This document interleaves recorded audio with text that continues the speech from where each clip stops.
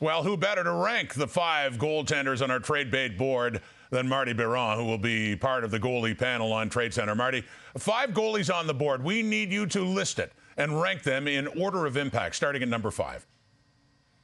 Well, at number 5, I have Capo Kakkonen of the San Jose Sharks. Look, he's 27 years old. He's a UFA at the end of the year. Didn't have a good year last year with San Jose. Didn't start well this season, but he's put better numbers of late. In his last 11 games, he's only got 1 win, but he's got a 9-10 save percentage, which is actually good, and some teams may look at that. At number 4, I have Marc-Andre Fleury. Listen, Fleury's a great guy. He's 39 years old now. He's a UFA at the end of the year. I don't think you get Fleury as a number 1 goaltender. I think it's more of an insurance policy as a support system. But, you know, he still can play some good games, although he's bottom 20 in the league in goal save above expectation.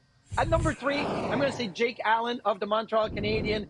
1 more year left, so maybe there's some value there, knowing you're not just renting Jake Allen, you're looking at the future. Now, this 3-goalie system in Montreal, Allen started really well in the regular season, but of late, he hasn't really done well. 2 wins in his last 13. That's not good enough, but I still think the value is there with 1 more year left on his deal. Number 2, John Gibson of the Anaheim Ducks. Listen, John Gibson's rumor has always been out there. He's always had some success. He's not one of my favorite, but I got to give it to him. This season, he's been able to make some stops, and he's got 3 years left at $6.4 million. Now, that may be sticky for some teams to think that they're acquiring a $6.5 million goaltender, but I think if you're desperate, John Gibson is the second best value for me. And 1, he's in a class of his own, though, is Jacob Markstrom of the Calgary Flame.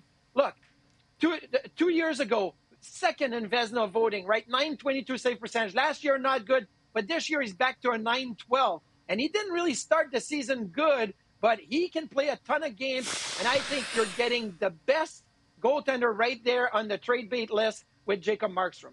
So, Markstrom, your clear number 1. Now, after seeing the Flames get aggressive on Wednesday night, do you think Markstrom moves before March 8th?